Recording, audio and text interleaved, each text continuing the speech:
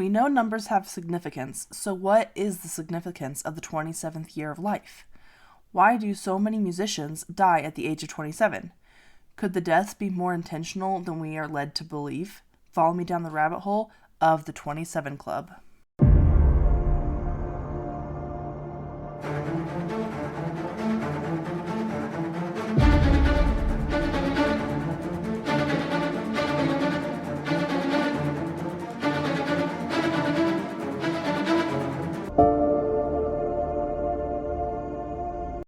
Hi friends, and welcome back to the rabbit hole. I'm your host Dani, and today we are talking about the 27 Club, or the Forever 27 Club, but I'm going to do something a little different today. So before we get into this conspiracy theory, we're going to talk about some current events, some things that are going on in the world. So we all know, if you're in the US, and actually probably all around the world right now, you're very aware that the US is having a formula shortage for baby formula, and it's actually really scary. My son is on formula, so sometimes you think about, what if I didn't have enough to feed my son? Luckily, he'll be a year old soon, and so he can transition to solids, and so if for whatever reason we do need to transition him earlier, we'll be okay. But I can't even imagine if he was earlier or younger and we didn't have enough formula. This could be really scary for a lot of people. But that's not what we're here to talk about. Because I was having this conversation with a friend and I was like, can you believe this formula shortage? And she was like, yeah, but of course I have friends like this. She said, what do you think that this formula thing is distracting us from? And I was like, I don't know why I didn't have that thought, but thank you.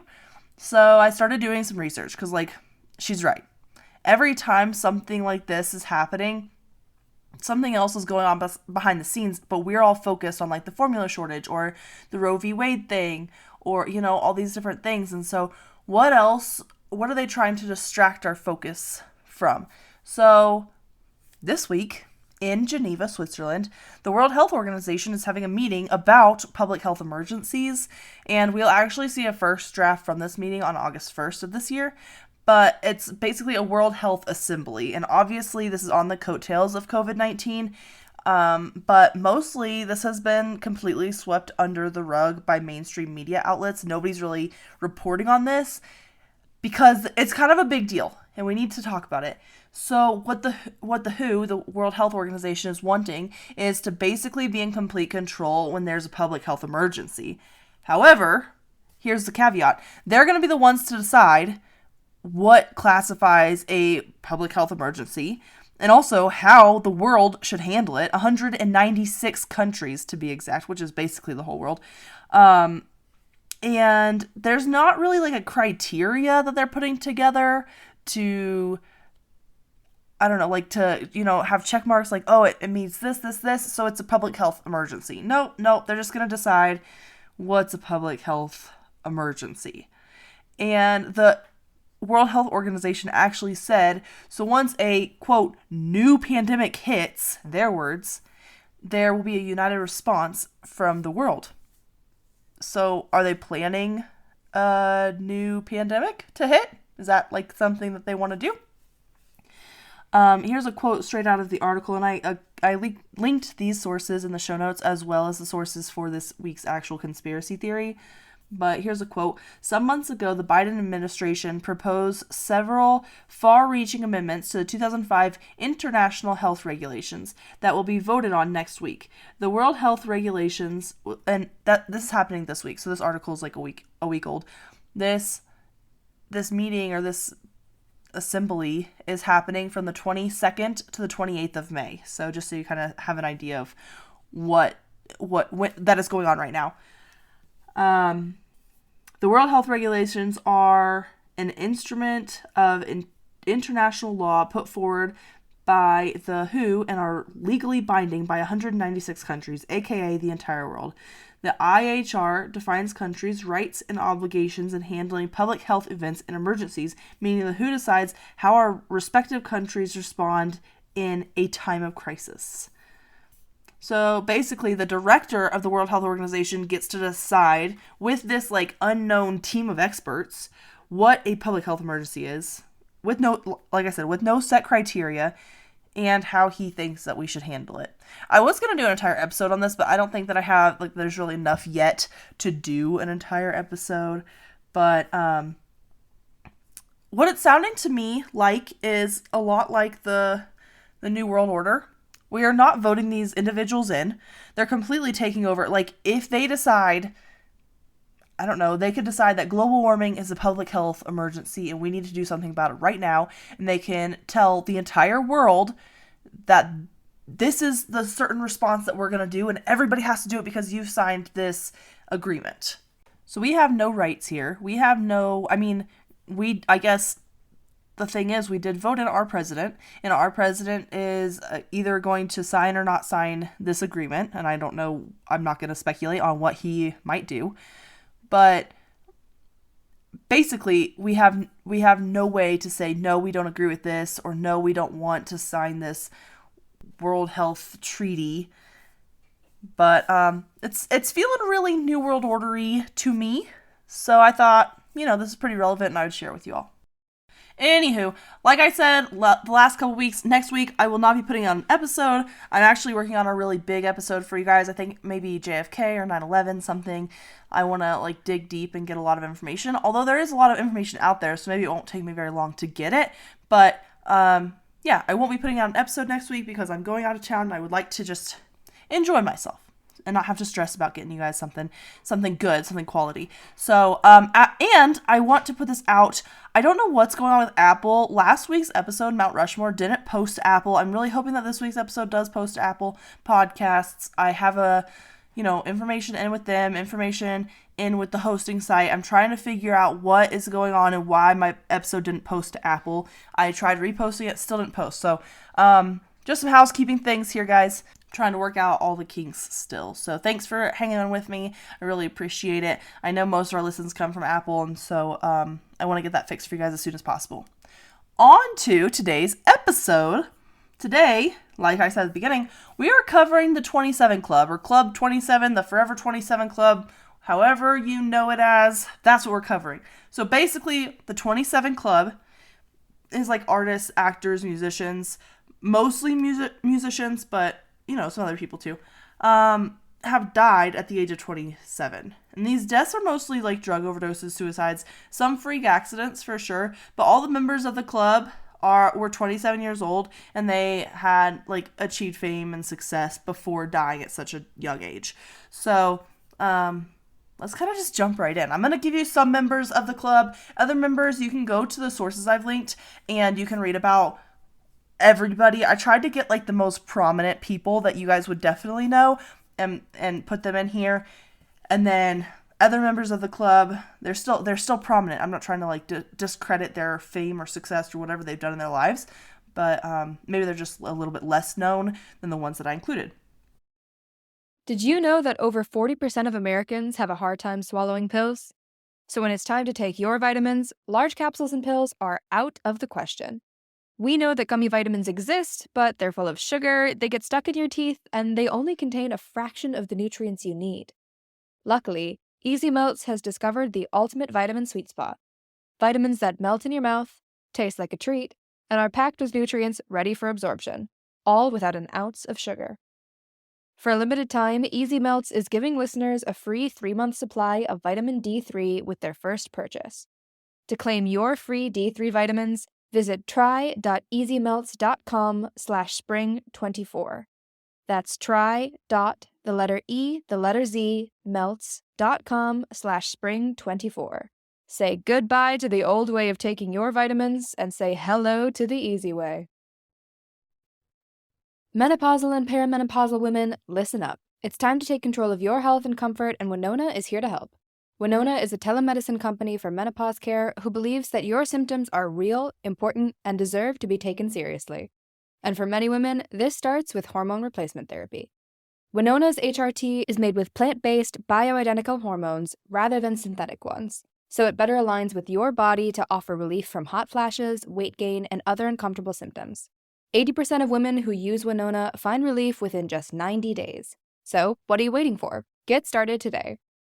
Visit buywinona.com today to start your free visit. With free shipping and the ability to pause or cancel at any time, your path to wellness has zero obligations. Use code SPRING24 at buywinona.com for 25% off your first treatment plan. That's BYWINONA.com for 25% off. Winona, menopause care made easy. So, kind of at the beginning, there was a couple deaths that happened, and they were all within like a 2-year period, and everyone was like very aware of them, and it was like kind of brought to light, like, oh my gosh, that's so weird that it was 4 people, but I added a 5th one because he also died in this 2-year period. And so Brian Jones of the Rolling Stones, Jimi Hendrix, Janis Joplin, and Jim Morrison of The Doors, they all died within this 2-year period, and everyone was like, what the heck is going on? They were all 27, so what's happening here, right? And that's kind of where, like, the theory started. It wasn't actually called the 27 Club until Kurt Cobain died, and then it was like, okay, this is some, like, there's some theory here. There's some coincidence. Weird stuff's going on. So let's start with Brian Jones, because he was kind of the first. He wasn't the very first musician to die at 27, but the first to kind of start this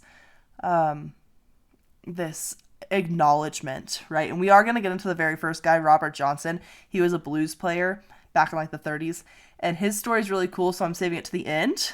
But Brian Jones, the founder of the Rolling Stones, died on July 3rd, 1969. He was found in his pool by his girlfriend in his London home. It seemed that he had pretty much like drank a bunch and then taken a bunch of drugs and went swimming and died in the pool. However, many people, including some Rolling Stone band members, believe that there's like some mysterious circumstances around his death. They don't believe that he just like took a bunch of drugs and went for a swim and then died in the pool. There's just some other... They just feel like there's something more to the story.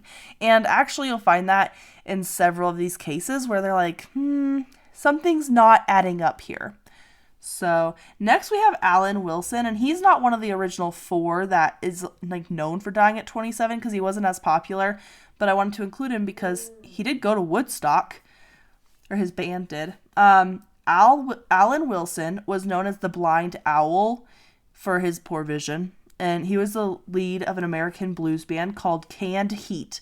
And they performed at Woodstock, and he died of a drug overdose that they related to his mental health in September of 1970, which is odd to me. Again, there's a lot of weird coincidences here, because Jimi Hendrix, who also, like, his big thing was Woodstock, right? Everyone knows, like, Jimi Hendrix was at Woodstock. He also died in September of 1970. He was found in his London home. He died of asphyxiation. He basically choked to death on his own vomit. And I didn't know this about Jimi Hendrix, so I added it here. He only had a 4-year career, but he was like super successful in that time. Of course he was, because we all know about Jimi Hendrix. Next is Janis Joplin, and she only died a month later in October of 1970. She was addicted to heroin and alcohol, and she did try to get clean many times. However, she died of a heroin overdose. Again, mysterious circumstances. So her manager basically knew that she did heroin and got heroin for her, and they knew the amount to get because she always basically did the same amount. I don't know much about doing drugs, but this is what I read. And her manager actually thinks that the heroin was either like too strong or it was laced with something, because she does heroin often, and it was the exact same amount, and she died from it. But also the same dealer had given the same heroin to other clients, and a lot of people that he had sold the heroin to also died the same weekend. So the manager, Janis Joplin's manager, basically thinks that something weird was going on. Also, Janis Joplin's longtime friend and on-again, off-again girlfriend said that she'll never believe that her death was just a drug overdose. She thinks that there was some weird circumstances around it. So, and then you have Jim Morrison, and he was the lead singer for the band The Doors, and he died exactly 2 years after Brian Jones. So on July 3rd, 1971, and he also died of a heroin overdose, and he was in his bathtub when he died.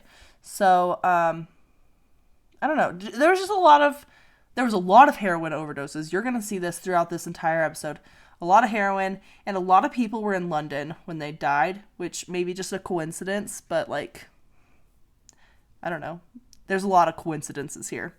Like I said before, the club was first referred to as the 27 Club when Kurt Cobain died. So Kurt Cobain was the frontman for the grunge band Nirvana. If you are unclear who Kurt Cobain was, he was married to Courtney Love and they had a daughter together. He was found dead in his Seattle home in April of 1994, which is just a couple months before I was born, so that's a bummer. He did have mental health issues and struggled with a heroin addiction. However, his cause of death was suicide, and I mean most people are very, very aware of Kurt Cobain. Some other members of this club were Ron McKernan, and he was a founding member of the Grateful Dead, and his nickname was Pigpen. And he didn't enjoy the psychedelic drugs that most of his bandmates did, but he did enjoy himself a little bit of alcohol. Actually, he enjoyed himself quite a bit of alcohol because he developed cirrhosis in 1970, and then he basically had to stop touring in 1972 because he was just so sick and awful. And then he died in March of 1973 because of an internal hemorrhage that he had. So kind of a freak accident, but also like he led himself to this. Pete Ham was the lead vocalist for the rock band Badfinger, and he worked with the Beatles after they signed with Apple label, and he died in April of 75 with just a few days before he turned 28. So he almost made it. He was just a couple days until he turned 28. He almost made it out, but he didn't. He didn't quite make it. But somebody, and I didn't write this down, somebody who didn't make it into the 27 Club, but I think could be like an honorary member, was Mac Miller. He died of suicide, but he was only 26. He was a couple months, I would say like 4 months from his 27th birthday. So he wasn't close, but like maybe an honorary member. I don't know. Next, we have Jean-Michel Basquiat. And I know I pronounced that correctly because I looked it up on YouTube and I practiced it like 25 times before trying to pronounce it. He was actually a world-renowned artist out of Brooklyn. And he was famous for like graffiti artists or graffiti art. And he started with graffiti. He eventually became like he would paint just paintings and do regular art shows. But he started with graffiti. He became really famous actually. He did a series of paintings with Andy Warhol, dated Madonna, appeared in a Blondie's music video, and actually he helped to kind of cultivate this like temperamental artists thing that we think of, because at one point he like destroyed one of his paintings because he got angry, and he poured like a cup of like nuts and fruit over an art dealer's head because he was just he was temperamental. But during his time, like his coming up and him, like, you know, he's a self-taught artist. So during all of this, when he was becoming really famous, he developed a drug problem. Imagine that. I feel like that's such a common theme here. He did use so many drugs that he claimed to have been shooting up like 100 bags of heroin a day. Like he said that himself. He was like, I think I shoot up probably 100 bags of heroin a day. He also did a lot of cocaine, but that's a lot. That's a lot of heroin. That's a lot. I don't know how you're even functioning at that point. He died of a drug overdose, imagine that, in August of 1988. So, at the age of 27. If you were curious, they all died at the age of 27. Next, we have Kristen Pfaff. She was a member of Cobain's widower, Courtney Love. She had a band called Hole, and Kristen Pfaff was in that band. And actually, only 2 months after Cobain's death, Pfaff overdosed on heroin in a bathtub, just like Jim Morrison. So, that's actually, it's probably really hard for Courtney Love because her husband just died and then one of her band members just died. So, that one's a sad one. That kind of hit me kind of in my heart. Last one that I covered was Amy Winehouse. She is like the latest to join the 27 Club. She died in July of 2011 in her London home. Again, I don't know what's up with London. The rehab singer was a known alcoholic and died of intoxication. She told a friend actually several days before she died that she didn't think that she would live much longer, which is odd. And I don't know, like, do you just have like a feeling? Like, did she know that she was going to drink herself to death? I don't know. I have more questions about that. So before we get into the theories behind the 27 Club, I wanted to mention that many people, like many rappers, many artists, they add it into their lyrics, they sing about it in their songs. A lot of people say like, I'm not going to join the 27 Club. There's a couple rappers that put out like the 21 Club, and one of them, I can't remember who it was, but he said like, I'm not going to make it to 27, like the 27 Club, shit, we ain't even like making it past 21 or something. And actually that rapper that added that lyric into his song died at the age of 21. And he was referring to two other rappers that had died at like 19 and 21. And then he died at 21. So some people say that there's a new club and it's the 21 Club and it's for young rappers. Whereas if you like think about this 27 Club, it's a lot of rock, like a lot of rock and roll type musicians. So following that trend, we're going to get into some of these theories. One of the theories is that these artists made a deal with the devil. Like, why are these artists dying at 27? Well, the number one theory, or like the first theory in these, I have like 5 of them, is that they made a deal with the devil. So the very first member, I told you I was going to get into him, the very first member of the 27 Club was Robert Johnson. Johnson was a musician, but he wasn't like a very good musician. As the story goes, because it is just a story, we can't prove it. And the story there's a couple different versions that's told. This is the way I heard the story, and when I looked it up, this is the way I saw the story a second time. So basically he would play like bluesy bars and try to like play his music because he was a blues artist. And he was basically laughed out of these bars. And people were like, you suck, we don't want to hear you, blah, blah, blah. And he was pretty bummed. So he like just took off walking. He didn't want to be embarrassed anymore. And then he came across this like dark crossroads in the middle of nowhere. And it was like fields everywhere because this was in Mississippi. Fields as far as you could see. This was in the early 1900s.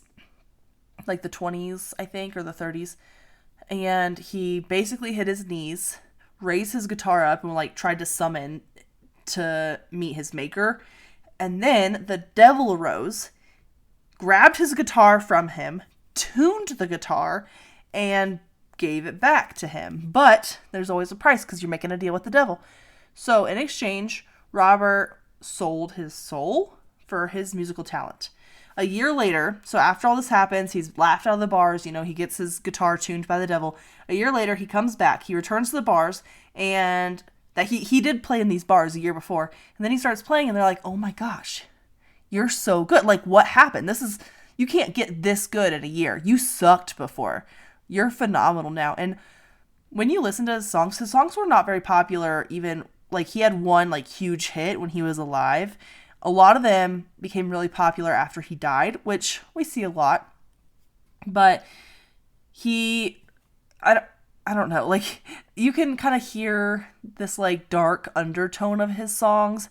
And he sings about this tale that I'm telling you right now, this story, in a lot of his songs. So you can kind of put the pieces of the puzzle together.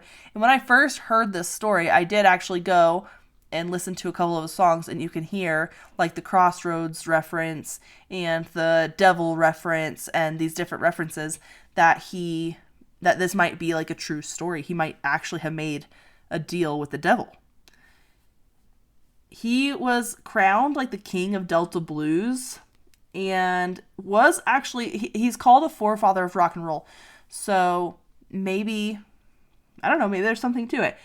At the young age of 27, the devil came to claim what was rightfully his, of course, because Robert signed away his soul, so that's what it is. Robert sang about the encounter with the devil in many of his songs, like I said. He died from drinking poisoned whiskey at a juke joint. So, again, mysterious circumstances around all these deaths. And maybe it has to be like that if they did make a deal with the devil. According to a satanic high priestess, all members of the 27 Club have promised their souls to the devil in exchange for like fame and success. So, one of the theories why all these people are dying at the age of 27 is that they made a deal with the devil so that they could be famous. They're not all that famous, but like, just famous enough, maybe? I don't know. The next theory is the numerology theory. So you knew it was coming. The number 27 reduces down to 9.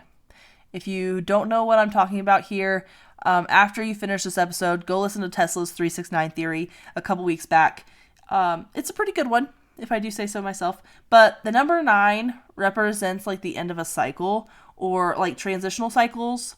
And they can be really highly charged and can be basically too much for somebody to handle. Numerologists also look at like life path numbers and different cycle numbers. And they put all these numbers together and they can basically tell if your path will end at the age of 27. Is the numerology theory here. That's it. That's what it is. I don't know. I feel like the deal with the devil one is a little less far-fetched than the numerology one, but here we are. Then we have the Erikson explanation. So Erik Erikson was this psychologist, and he had these different psychological crises that we would go through depending on which age we are.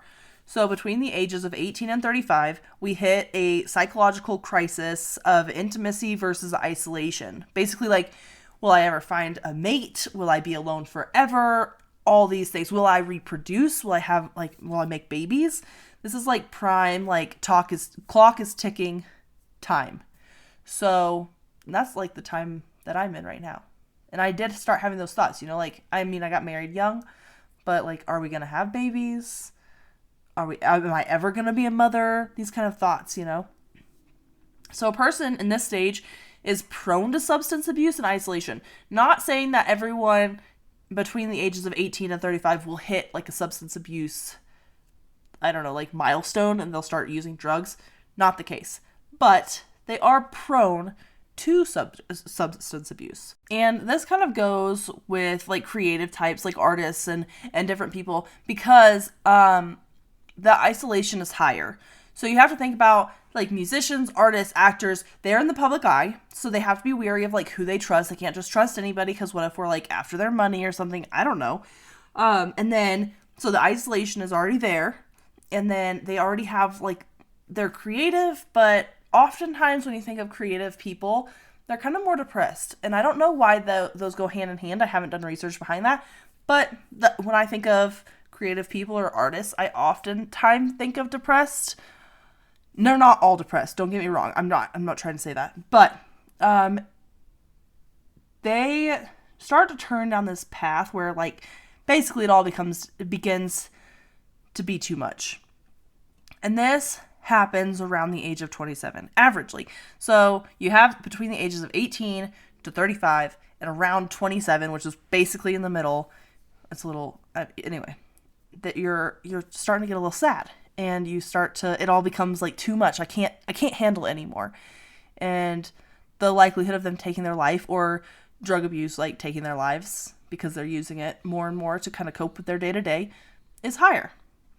And Amy Winehouse actually fits this theory perfectly or very, very well. I don't want to say perfectly. She basically like couldn't get over her ex-boyfriend, her ex-husband. She had a couple exes and she was madly in love with many of them. And she couldn't really cope with the stress of all of this. So she had the ex-husband that was also on heroin and was in and out of jail or whatever. She had the ex-boyfriend who was a good guy, but I don't think he could really deal with her drug and alcohol issues. So they broke up. And then the stress of all this kind of led her to using more drugs and alcohol, which eventually did lead to her death.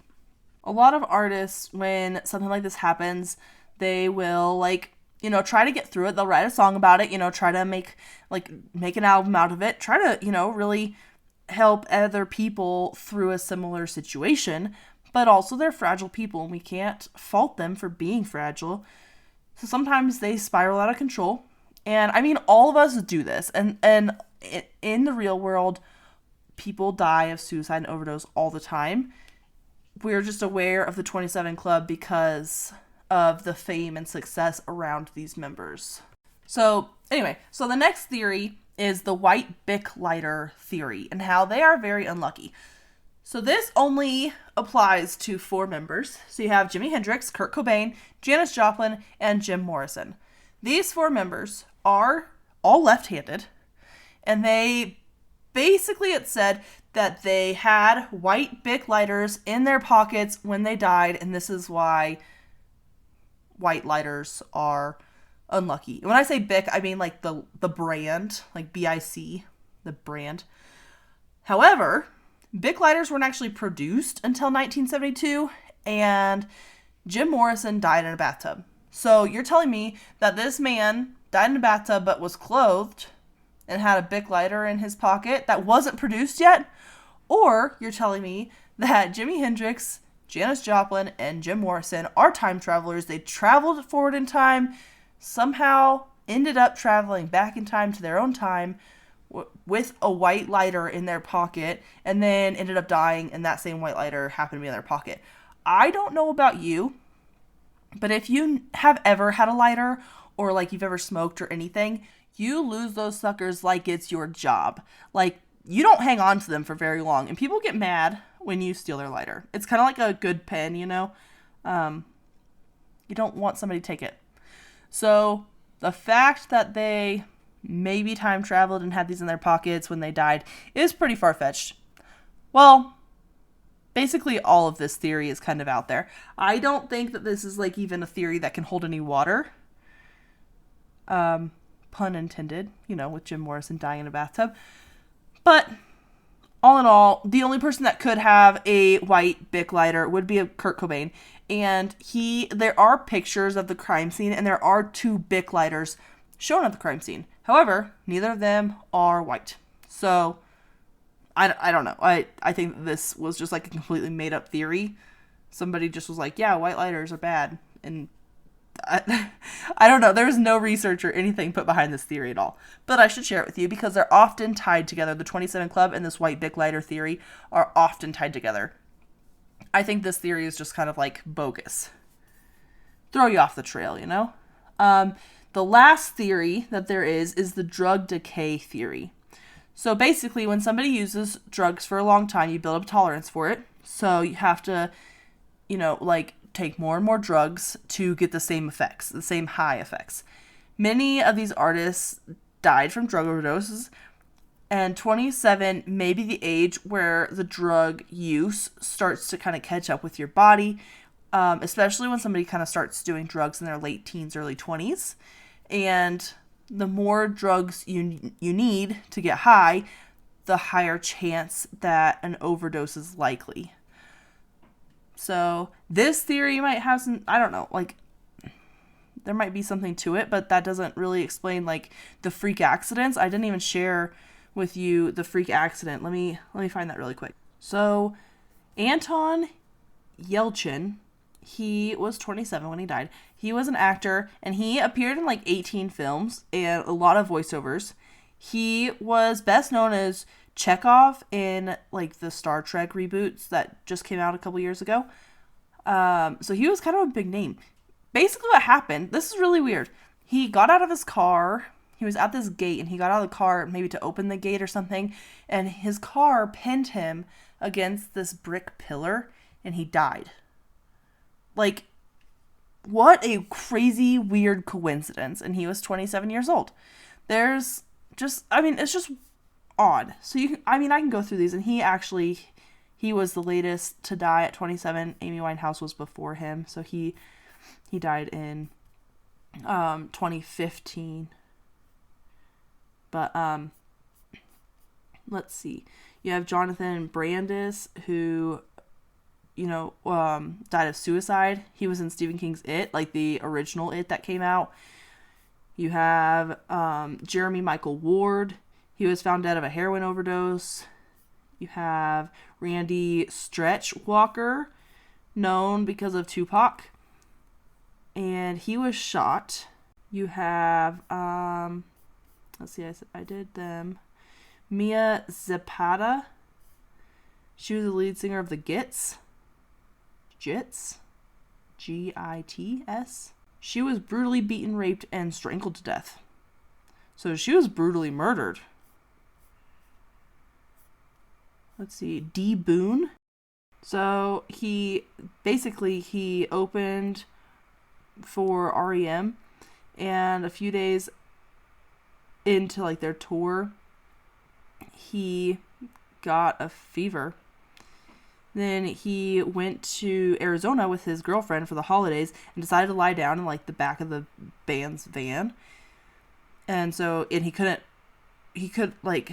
rest as she drove. And then on the way, she fell asleep at the wheel, the van flipped, and he flew out its back door, broke his neck, and died. Like, freak accident, right? You have Chris Bell.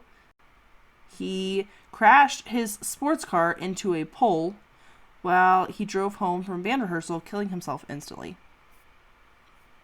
A freak accident, man. So, Dave Alexander, he drank himself basically into pancreatitis, and after going to the hospital, his lungs filled up with fluid and he died of a pulmonary edema. And I think I covered everybody else on this list. Like I said, like, there's just some really weird things, really freak accidents. So, yes, like the drug theory, there's something to it, but I don't know. What do you guys think? Do you guys think that the 27 Club has some meat behind it, or it's just a really, really strange coincidence that these artists died at 27? Are we just trying to, like, read too much into this?